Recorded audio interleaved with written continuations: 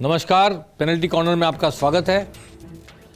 आमतौर पर हम शनिवार इतवार को पेनल्टी कॉर्नर प्रस्तुत नहीं करते हैं, पर कल मैंने आपको जाते जाते कहा था कि यदि प्रधानमंत्री नरेंद्र मोदी ने बीकानेर में कोई ऐसी बात कही जिसका विश्लेषण करना, जिसकी समीक्षा करना जरूरी हुआ तो हम शनिवार को भी हाजिर होंगे, वरना सोमवार को मिलेंगे। तो आज प्रधानमंत्री नरेंद्र मोदी का जो भाषण हुआ उसके बाद एक राजनीतिक विश्लेषक के नाते, समीक्षक के नाते मुझे ज़रूरी लगा कि आज पेनल्टी कॉर्नर प्रस्तुत किया जाए और आपके सामने उन बातों को रखा जाए जो बीकानेर में कही गई और उनके क्या निहितार्थ हैं, किस संदर्भ में कही गई और बात निकली है तो कहाँ तक जाएगी, बताना जरूरी है।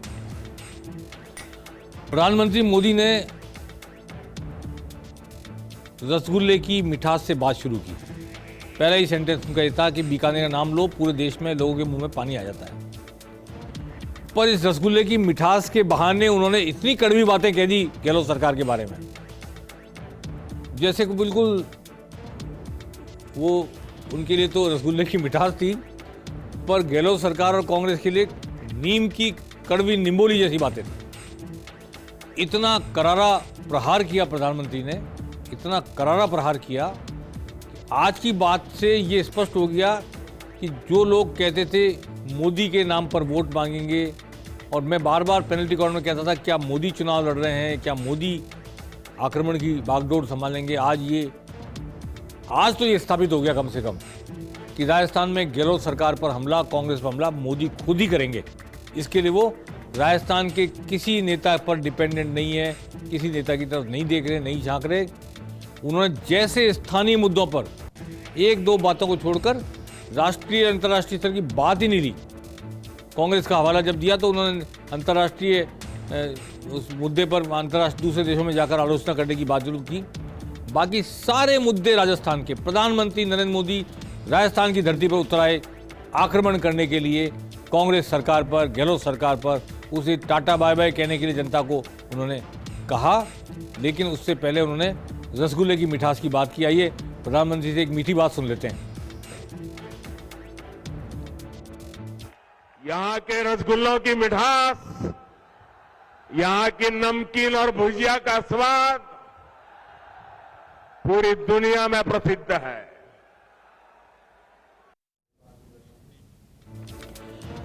अब रसगुल्ले की मिठास की बातें तो उन्होंने कर ली। बीकानेर वाले लोग सुनकर गदगद होंगे, खुश होंगे, प्रधानमंत्री भी हमारे रसगुल्ले खाते हैं।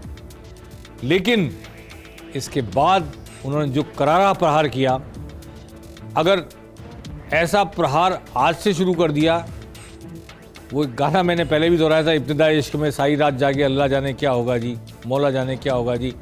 आज शुरुआत में जब चुनाव में 5 महीने बाकी हैं, तब प्रधानमंत्री नरेंद्र मोदी ने गहलोत सरकार को इतने कड़वे शब्दों में कटघरे में खड़ा किया, तो आगे जाने पूरे प्रदेश में घूम घूम कर जब वो सभाएं करेंगे और इन बातों को दोहराएंगे तो कैसा उद्वेलन वे पार्टी के लिए पैदा कर पाए। मैं बार बार आपसे कहता हूँ, एक तरफ महंगाई राहत स्कीम, गहलोत की योजनाएं, क्या उनके बदले हिंदुत्व आएगा, अनुच्छेद 370 आएगा, राम मंदिर आएगा, लेकिन नहीं।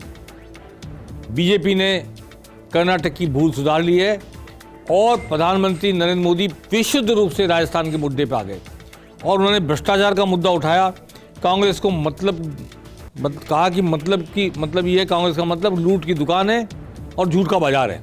आइए सुनते हैं, देखिए किस तरह मोदी बोल रहे हैं। साथियों, कांग्रेस का मतलब है लूट की दुकान, झूठ का बाजार। लूट की दुकान, झूठ का बाजार, जो ये इन दिनों बड़े बड़े वायदे किए जा रहे हैं, उसमें लूट के इरादे और झूठ के पिटारे के सिवा और कुछ नहीं है। तो सुना आपने प्रधानमंत्री ने कितने कड़े शब्दों में शुरुआत की। एक बात मैं स्पष्ट करना चाहता हूं, ये राजस्थान के हमारे दर्शकों को जानना चाहिए इस मौके पर कि प्रधानमंत्री वेल वस्ट थे, उनको पूरी तरह स्टडी करा दी गई थी राजस्थान की, और भाजपा ने, राजस्थान की भाजपा ने, जिन्होंने भी उन्हें फीडबैक दिया है, जिन्होंने भी उन्हें ब्रीफ किया है, उसने एक एक करके जो राजस्थान में घटित हुई घटनाएं उन सब का जिक्र करते हुए तफसील से पूरी राजस्थान की भावभूमि समझा दी है। और एक एक बात ऐसी कही है प्रधानमंत्री ने आज जैसे कि वो खुद ही राजस्थान में राजनीति कर रहे हो। इसलिए मैं फिर कहना चाहता हूं, आज वसुंधरा राजे का फिर भाषण नहीं हुआ प्रधानमंत्री के सामने। अर्जुन मेघवाल के 2 जगह भाषण हुए, एक सरकारी कार्यक्रम में भाषण हुआ, एक प्राइवेट कार्यक्रम में, क्योंकि वहाँ के सांसद हैं। बीजेपी का जो कार्यक्रम था उसमें भी उनका भाषण हुआ। CR चौधरी को भी तवज्जो मिली, जो नागौर के सांसद रहे, इस वक्त नहीं है सांसद, केंद्रीय मंत्री रहे, वसुंधरा के नज़दीक माने जाते हैं, लेकिन उनको भी तवज्जो मिली, उन्होंने संचालन भी किया। प्रधानमंत्री मोदी को उन्होंने ही आमंत्रित किया मंच पर भाषण देने के लिए, लेकिन वसुंधरा राजे का नाम भी नहीं लिया गया मोदी की तरफ से। और कोई भी ऐसा उपक्रम नहीं हुआ मंच पर जिससे ये माना जाए कि पार्टी उनके हाथ में कोई बागडोर सौंपने वाली है या पार्टी उनके लिए कुछ सोच रही है। सोच रही होगी, मंच पर प्रदर्शन उसका नहीं हुआ। मैं सिर्फ संकेत ये कहना चाहता हूँ। मैं ये नहीं कह रहा कि पार्टी उनको महत्व नहीं देगी, उनका उपयोग नहीं करेगी, उनके लायक सम्मानजनक बात नहीं करेगी, ये नहीं कह रहा मैं। पर आज की मंच की स्थिति ये थी। और जब वो प्रधानमंत्री को कुछ भेंट कर रही थी, जो एक तस्वीर भेंट कर रही थी, शायद करणी माता की थी, तो उस वक्त भी पहले की तरह फिर, चूंकि राजेंद्र राठौड़ भी साथ में भेंट करने वाले थे, गजेंद्र सिंह शेखावत भी करने वाले थे और कैलाश चौधरी भी, तो वो राजेंद्र राठौड़ फिर वसुंधरा जी के आगे आ गए। तो मेरे ख्याल से फोटो अखबार में छपेगा तो उसमें मैडम का फोटो नहीं आने वाला, ऐसा लग रहा है। पर वो पोजीशन ही ऐसी थी कि राजेंद्र राठौड़ को नंबर 2 पे थे तो आना ही था, और नंबर 3 वाले को आना था, तो वसुंधरा राजे फिर छुप गई। उधर से गजेंद्र सिंह शेखावत आए, और एक ये जो दृश्य आप देख रहे हैं कि वसुंधरा राजे जी तस्वीर देना चाह रही हैं, दे रही हैं दरअसल, पर ये राजेंद्र राठौड़ आगे आ गए और शायद ही किसी अखबार में फोटो छपे। ये संयोगवश है, मैं इसमें कोई राजेंद्र राठौड़ की दुर्भावना या गलती नहीं कह रहा, कोई योजना नहीं बता रहा, पर संयोगवश आज भी ऐसा ही हुआ।